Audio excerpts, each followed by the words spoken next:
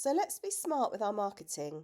Let's make sure that we're very specific about the target audience, a particular age group, particular channel of booking, a particular type of booking, airport pickups, or from a particular area. How are we going to measure the success of our campaign? Are we going to look for the number of downloads or an increase in bookings? Is it achievable with the number of staff and resources we have got? Is it realistic? Is it what we need in our local area, the right type of campaign, the right number of days and the right number of posts? And timely, are we doing things at the right season in advance? And are we setting a time limit on how long we're going to run the campaign for and then review it? There are many marketing channels available to us. Here's just a few, and we're going to discuss a couple today. Whichever ones we choose, they all have their own individual reach, their own individual demographic, who they're trying to attract. I've put a link in the chat about the metrics of each one. Whichever one we use, we still have to make sure we provide the same information. We need to make sure we inform people about who we are, what we do. We validate ourselves by adding some facts or perhaps some compliments or a good review. And then we call to action. We want to make sure that once someone's seen the post or received the message, that they do something, download the app or make a booking, open an account. So just using Facebook as an example, and I have put metrics for other channels in the chat. Facebook is for people around 30 to 65 years of age. It's good for local community groups, drivers, ads, especially recruitment, and it does a mixture of paid targeted ads and organic growth. Now on to text marketing. Taxi companies use text and customers like them, and it's great for booking confirmations, but we'd also like to let them know about promotions, offers and new features. However, a lot of people are very nervous about doing that in line with the rules and regulations of PECR and GDP. So how do we do it? So there are two regulations that cover marketing. These are the regulations here. I'll put it in the chat. You can find more information on the ICO website or reach out if you want to ask any questions.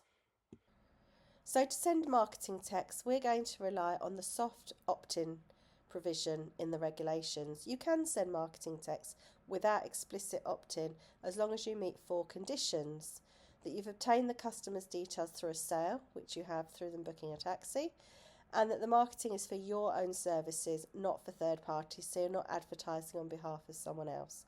You can advertise app updates, loyalty schemes, new features, vouchers. The two that we're going to focus on to be compliant are to make sure that passengers were given a clear opportunity to opt out when data was collected, using a line like "you can opt out of marketing at any time," and that they can easily opt out of every text you send. So let's see how we can do that. So there's 2 ways that we can demonstrate the soft opt-in method and make us compliant. One is that they were given a clear opportunity to opt out when the data was collected, with a message like "you can opt out of marketing at any time." So how do we do this? Well, on the app, the customers have already been asked to do this, and Georgie's going to show you how we can get that information. On telephone bookings, my advice would be that you include a short bit.ly link in the booking text confirmation that outlines your privacy policy. It's just a link that takes people to a privacy policy, and in it you can cover the legitimate reasons why you might be marketing or sending them a text. And as long as you have a clause in it such as "you can opt out on any occasion by contacting us via," you are covered. The second way that we show we're compliant is by making sure that when we do text them, there is an opt-out or a stop clause. And the way that we can do this is, once we've gathered our information, that George is going to show us how to do, we use a text marketing program such as Firetext. I'm mentioning it because it's one I've used. There are others. What you do is you upload the data exports, which George is going to demonstrate. You also upload any opt-outs. Both of those get saved on the system. You then set up the text. It'll have your company name, message, and will automatically put a stop clause in. Firetext will then ensure that anybody who unsubscribes never receives future texts, and it will also ensure that duplicates are not sent. So to summarise, we've seen how to write a marketing plan, how to be smart. We've seen how to be data safe, how to be compliant.